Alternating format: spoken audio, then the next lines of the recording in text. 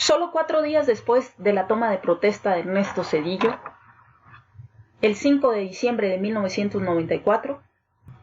el nuevo presidente anuncia que al día siguiente enviaría al Senado una iniciativa de ley destinada a reformar el Poder Judicial mediante varias acciones. Entre ellas, hacer más rigurosos los requisitos de experiencia jurídica para ser ministro de la Suprema Corte de Justicia de la Nación. Aplicar un nuevo sistema de selección en que se requerirían las 2/3 partes del voto del Senado para aprobar a los ministros de la Suprema Corte. La exigencia de que los funcionarios de primer y segundo nivel de los otros poderes no puedan ser designados ministros sino hasta 2 años después de terminadas sus funciones. Y algo fundamental, la reducción de miembros de la Suprema Corte de Justicia de la Nación de 26 a solo 11, y la creación de un Consejo de la Judicatura para administrar todo el Poder Judicial con excepción de la Suprema Corte de Justicia de la Nación. Ante esto, y con la colocación de un panista como procurador o fiscal de la Nación, Fernando Lozano Gracia, que estaba a cargo del Ministerio Público y la Policía Judicial, los organismos más castigados por las recomendaciones de las organizaciones dedicadas a la defensa de los derechos humanos, y además la iniciativa antes mencionada, el mensaje parecía ser que se buscaba atacar por ambos frentes el problema de la impartición de justicia. Sin embargo, la iniciativa demandaba la jubilación temprana de los entonces ministros de la Suprema Corte de Justicia, algo que señalaron los juristas Emilio Krieger Vázquez e Ignacio Burgoa Orihuela no se encontraba dentro de las facultades constitucionales ni del Ejecutivo, que proponía la enmienda, ni del Legislativo, que la debía aprobar. Otro punto serio de discrepancia era el Consejo de la Judicatura,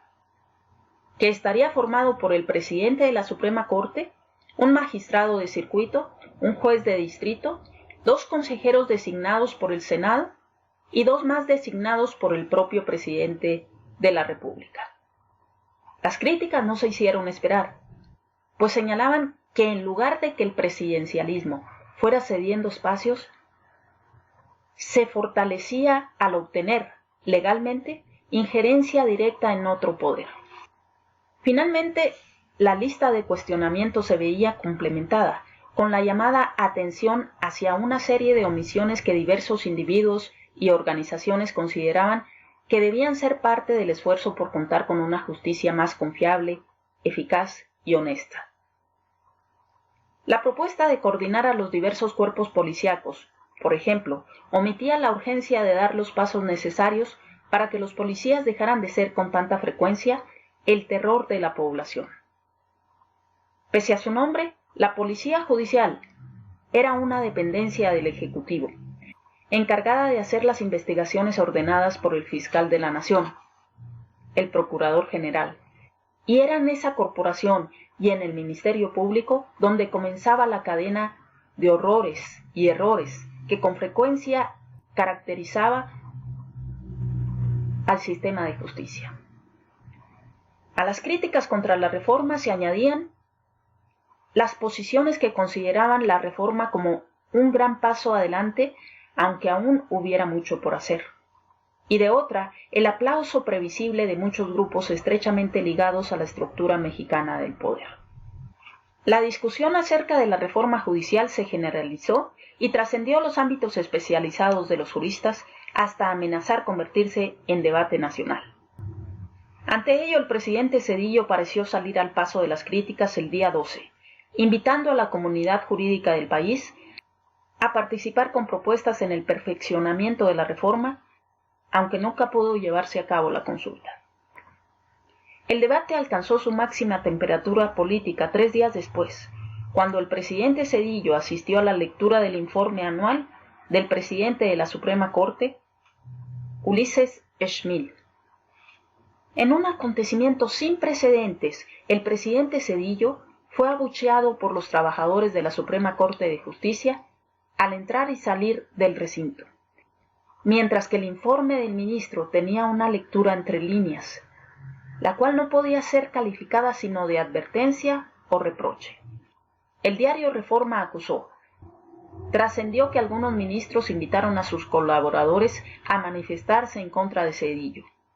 debido a que las reformas requerían la jubilación de los ministros. Por los pasillos, Ernesto Zedillo pudo escuchar gritos contra la reforma judicial, abucheos, chiflidos e incluso un grito de ¡Arriba el PRD! Ante esta reacción por parte del Poder Judicial, y pese a que el presidente llamaba a recibir ideas para perfeccionar su proyecto de reformas, la legislatura dominada por el PRI se negó a dar tiempo para la consulta y emprendió la aprobación de la iniciativa presidencial en la mejor tradición de la legislatura, al vapor, sobre las rodillas y sin considerar las opiniones críticas. Se aceptó hacer un foro de consulta con 2 especialistas académicos, empresariales y gubernamentales, pero sin escuchar a los representantes de agrupaciones sociales independientes. El día 14 de diciembre, los senadores priistas de la subcomisión dictaminadora de la iniciativa alegaban su independencia del Ejecutivo para negar más consultas y declaraban que, sobre la materia, prácticamente se había dicho todo. El sábado 16 de diciembre, a las protestas de los senadores del PRD en el sentido de que era necesario conocer opiniones y propuestas más amplias de otros sectores de la población, respondió el senador priista Eduardo Andrade desde la tribuna: ya estuvo bien de consultas. Así, la iniciativa presidencial fue aprobada, con 3 decenas de cambios menores, por el voto unánime de los senadores del PAN y del PRI. Solo 5 días después, sin una sola enmienda adicional, sin un cambio, los diputados del PRI y del PAN aprobaban nuevamente en forma unánime